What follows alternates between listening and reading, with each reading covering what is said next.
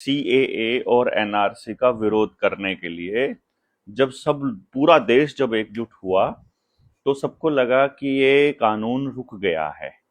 सबको लगा कि अब देश के नागरिकों की सुनी जाएगी।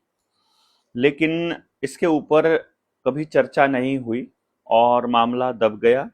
सब लोगों तक बात पूरी नहीं गई। खेल ये चल रहा है कि जो भी व्यक्ति सीएए और एनआरसी के कानून को मानने से मना कर देगा, उनके लिए डिटेंशन सेंटर बन रहे हैं। राज्यसभा में सरकार के ही एक मंत्री ने एक बार एक सवाल के जवाब में बताया था कि उन्होंने 1800 करोड़ रुपए एक डिटेंशन सेंटर के लिए मंजूर किए हैं। और ये अब बिहार में चल रहा है अच्छे से धड़ल्ले से। बिहार में क्या हो रहा है कि आपका जो वोटर कार्ड है और आधार कार्ड है और ड्राइविंग लाइसेंस है या फिर आपके घर के जो डॉक्यूमेंट्स हैं, यानी आपका बिजली का बिल या फिर आपका राशन कार्ड, वो आपके सत्यापन के लिए काफी नहीं है। बिहार चुनाव आयोग कह रहा है कि आपको उसके लिए अपना जन्म प्रमाण पत्र और अपने बाप का जन्म प्रमाण पत्र देना होगा। आपके पिता के जन्म प्रमाण पत्र तो मेरे ख्याल से नहीं होंगे। और यही चीज सीएए और एनआरसी में थी।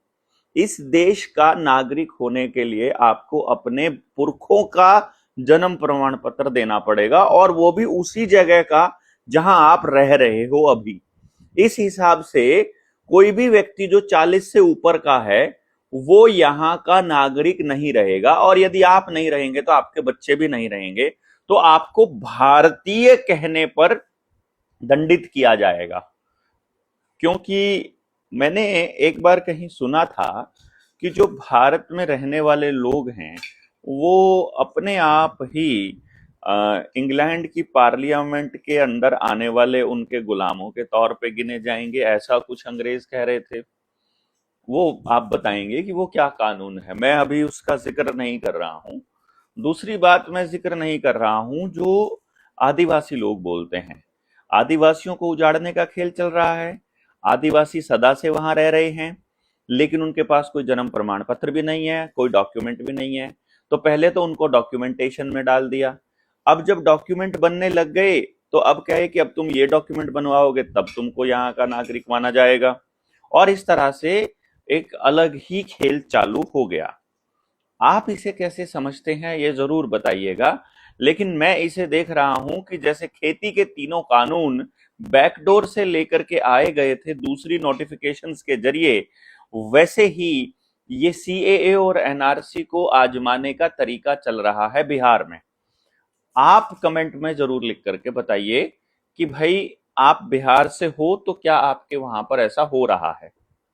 ये चुनाव जीतने के लिए बहुत जरूरी हो गया है भाजपा के लिए कि वो जो मर्जी हथकंडा अपनाए। चाहे ऐसे ऐसे अफसरों की वहां नियुक्ति की जाएगी जिनको, जो लोग मतलब हारे हुए कैंडिडेट को जीता हुआ और जीते हुए को हारा हुआ डिक्लेयर करने में माहिर हों। फिर ऐसे ऐसे गुंडों की वहां पर पोस्टिंग की जाएगी कि खिलाफत में बोलने वालों को एनकाउंटर कर दिया जाए, चाहे वो पुलिस में ही क्यों ना हो बंदा ऐसा जो एनकाउंटर करने वाला। या फिर वोट काटने का और वोट बनाने का। वाराणसी में आपने देखा कि 1.5 लाख वोटों से साहेब जीते हैं, और लगभग 2.25 लाख वोट जो हैं वो फर्जी बनी थी, अब की बार एक्स्ट्रा बनी ही वाराणसी में। तो बता तो था ऐसा। इसका मतलब जब नरेंद्र मोदी गलती से निकल जाता है, बकेंद्र बाहुबली जब वहां से हारने वाला था तो उसने वहां क्या खेल खेला कि दूसरी पार्टियों के वोट कटवा दिए जो डेफिनेट थे, पक्के थे, क्योंकि इनके पास ग्राउंड पे गांव में बंदा तो है ही है, पता लगता है कि ये वाला जो है हमारी खिलाफत में काम करने वाला है, ये वाला हमारे फेवर का आदमी है। तो दूसरे विरोधियों के वोट कटवा दिए और फर्जी वोट बनवा दिए। ये जो पलायन करके आते हैं दूसरे प्रदेशों से और इन दिल्ली के आसपास के एरिया में, तो ये पता है ना, ये पलायन करने वाले सबसे बड़ा वोट बैंक हैं बेसिकली। तो इसी वोट बैंक के हिसाब से वो लोग काम करते हैं। इसीलिए इनको यहाँ पर अलग अलग जगह पर बुलाया जाता है, ताकि बुला लिया जाए, जिस टाइम पे जितनी जरूरत हो उतना उनका इस्तेमाल कर लिया जाए, जब वोट पड़ जाए तब अपना वापस खदेड़ दिया जाए।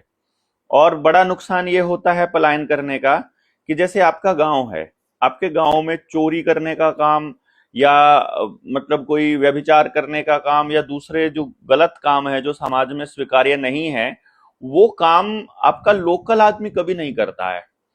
ये काम करते हैं हमेशा बाहर वाले। तो यहाँ के व्यक्ति को वहां उस स्टेट में ले जाया जाएगा और उनके व्यक्ति को अपने स्टेट में लाया जाएगा, जिससे क्या होगा कि ज्यादा से ज्यादा अपराध बढ़ेगा, क्योंकि अपने लोकल जो समाज के ताने बाने हैं उसको तोड़ने में आदमी बहुत ज्यादा इंटरेस्टेड नहीं होता है। और यदि वो समाज उसका नहीं है तो उसके ताना बाना टूटने से उसे ज्यादा फर्क नहीं पड़ता है। ये साइकोलॉजिकल फैक्ट्स हैं। तो आप इसको ऐसे समझिएगा कि समाज में नशाखोरी, व्यभिचार, अपराध को बढ़ाने के में जो पलायनवाद है उसका बहुत बड़ा रोल है। तो जो दूसरे स्टेट में लेके जाया जाता है उसमें यही किया जाता है।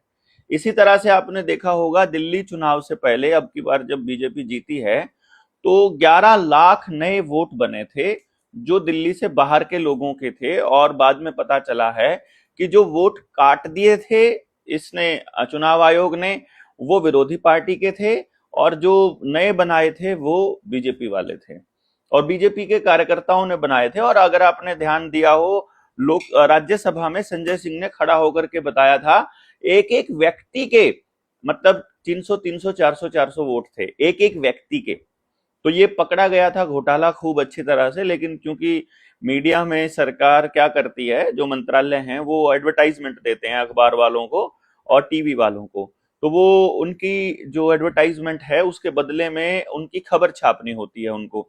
साथ में डीलिंग ये भी होती है कि उनके खिलाफ की खबर नहीं छापी जाएगी। तो जिस भी खबर को जो भी खबर मंत्रालय में बैठे चोरों को अटैक करती होगी वो नहीं छपेगी, क्योंकि वो फिर पैसा नहीं मिलेगा एडवर्टाइजमेंट कंपनियों को। तो आप जो भी टीवी पर देख रहे हो, अखबार पर देख रहे हो, वो सारा का सारा एक तरह से छल है और उस छल के चक्कर में आप असलियत उसको समझ रहे हो। तो बिहार के इस जो इस प्रोपेगेंडा है इसका विरोध कोई भी पार्टी नहीं कर रही है। विपक्ष के मुंह में दही जम गया है। राहुल गांधी भी नहीं बोल रहा है, पासवान फैमिली भी नहीं बोल रही है, लालू फैमिली भी नहीं बोल रही है, सड़क पर नहीं उतर रही है। मतलब वो ट्वीट तो कर रहे हैं, खाली फेसबुक और यूट्यूब पर वीडियोस वगैरह में इंटरव्यू वगैरह तो चल रहा है, लेकिन सड़क पर उसका विरोध नहीं हो रहा है। वो इसलिए जरूरी है कि लोगों को पता चले। लोग नहीं यूज करते हैं भाई। अपने देश में जो गरीब आदमी है वो सोशल मीडिया का इस्तेमाल नहीं कर रहा है, उस तक तो टीवी पहुंच जाता है। वहां पर झारखंड के इलाकों में एलईडी ले जा गई थी भाजपा जब जब चुनाव हो रहे थे। अब बिहार में भी ऐसा ही होगा, जिस टाइम पे मोगली का भाषण होगा तो वो वहां लेकर के पहुंच जाएंगे। तो बहुत जरूरी है आप लोगों का बोलना, ताकि आप बोलें, सड़क पर उतरने वालों का साथ दें। जो भी आदमी ग्राउंड पे जाकर लोगों को जगा रहा है, ऐसे लोगों के साथ खड़ा होना हमारा दायित्व बनता है और ऐसे लोगों का साथ दिए।